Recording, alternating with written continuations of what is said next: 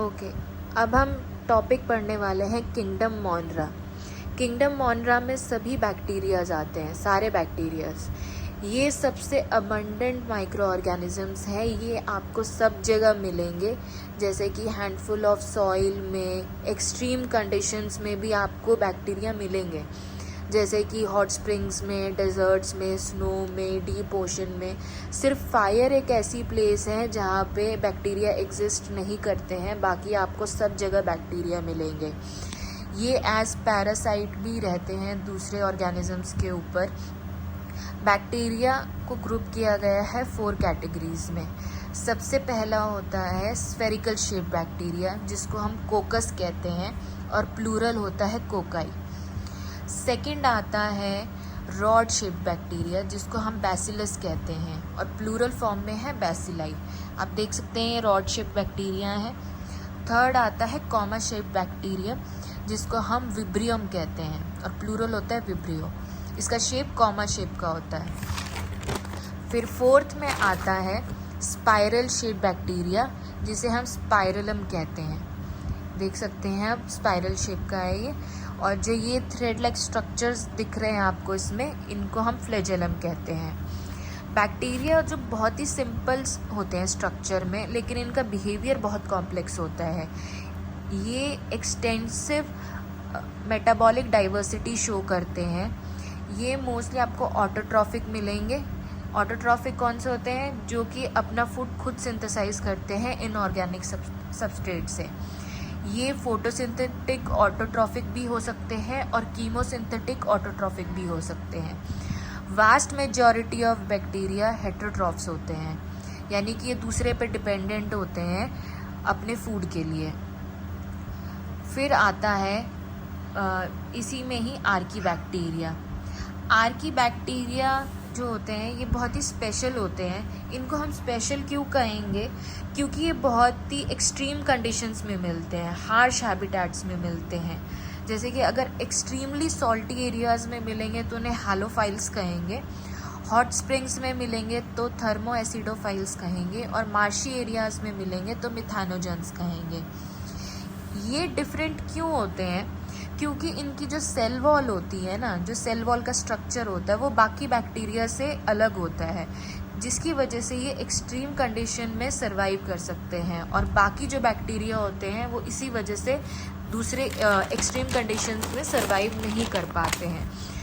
इनकी cell wall में ऐसा क्या होता है कि जो इन्हें फेवर करता है कि ये एक्सट्रीम कंडीशन में सर्वाइव कर सकें? वो इस वजह से होता है कि जो इनकी सेल वॉल होती है वो पॉलीसेकेराइड्स और ग्लूकोकॉन्जुगेट से बनी हुई होती है।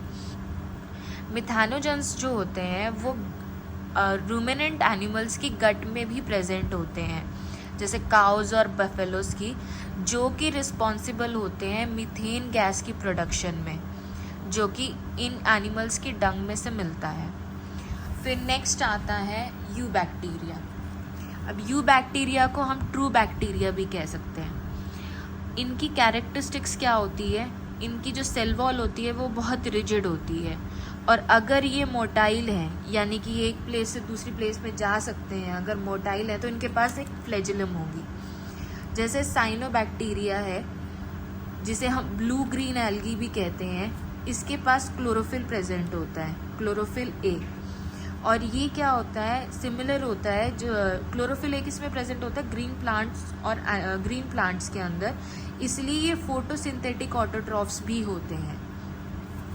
फिर साइनोबैक्टीरिया यूनिसेलुलर होता है, कॉलोनियल होता है, कॉलोनीज में रहता है, फिलामेंटस होता है। ये फ्रेश वाटर में भी आपको मिलेगा, मेरीन वाटर में भी मिलेगा, और ये टेरेस्ट्रियल भी होती है, यानी कि आप लैंड में भी इसको देखेंगे, ये लैंड में भी प्रेजेंट होगा। और जो इनकी कॉलोनीज होती है वो जिलेटिनस शीट से सराउंडेड रहती है, और ये पोल्यूटेड वाटर बॉडीज में भी ग्रो कर जाते हैं। बहुत सारे ऐसे बैक्टीरिया भी हैं जो एटमॉस्फेरिक नाइट्रोजन को भी फिक्स करते हैं। इनके पास एक स्पेशलाइज सेल होता है जिसको हम हेट्रोसिस्ट कहते हैं। इनका एग्जाम्पल है नॉस्टॉक और एनाबीना। फिर हम आते हैं कीमोसिंथेटिक बैक्टीरिया पे, कीमोसिंथेटिक ऑटोट्रॉफिक बैक्टीरिया पे। ये क्या करते हैं? वेरियस इनऑर्गेनिक सब्सटेंसेस को ऑक्सीडाइज करते हैं, जैसे कि नाइट्रेट्स, नाइट्राइट्स और अमोनिया, जो कि यूज़ करता है रिलीज्ड एनर्जी अपनी ATP प्रोडक्शन के लिए। ये एक बहुत अच्छा रोल भी निभाते हैं किस चीज़ में, रिसाइकलिंग में। किस चीज़ की रिसाइकलिंग में? न्यूट्रिएंट्स की रिसाइकलिंग में, जैसे कि नाइट्रोजन, फॉस्फोरस, आयरन और सल्फर। जो हेटेरोट्रॉफिक बैक्टीरिया होते हैं वो मोस्ट अबंडेंट है नेचर के अंदर। ये हेल्पफुल किस चीज़ में होते हैं? कर्ड मेकिंग में, एंटीबायोटिक्स की प्रोडक्शन में और नाइट्रोजन फिक्सेशन में, लेग्यूम की रूट्स के अंदर।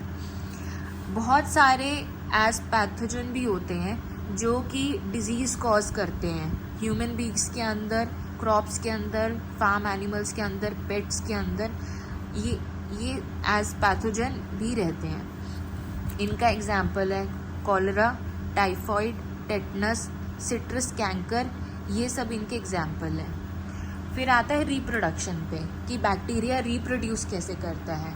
तो मेनली ये रिप्रोड्यूस करते हैं बाय फिजन। अनफेवरेबल कंडीशन में ये स्पोर्स भी प्रोड्यूस करते हैं।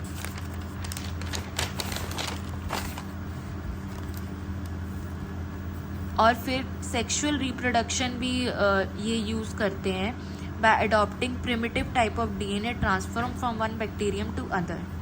जो माइकोप्लाज्म है वो कंप्लीट लैक करता है सेल वॉल को। ये सबसे स्मॉलेस्ट लिविंग सेल है जो अब तक की पाया गया है और विदाउट ऑक्सीजन ये सर्वाइव करता है। बहुत सारे माइकोप्लाज्मा पैथोजेनिक भी होते हैं एनिमल और प्लांट्स के अंदर। तो यहाँ पर हमारा टॉपिक ख़त्म हो गया है और नेक्स्ट किंगडम आएगा, किंगडम प्रोटिस्टा, जो मैं नेक्स्ट वीडियो में आपसे उसके बारे में बात करूँगी।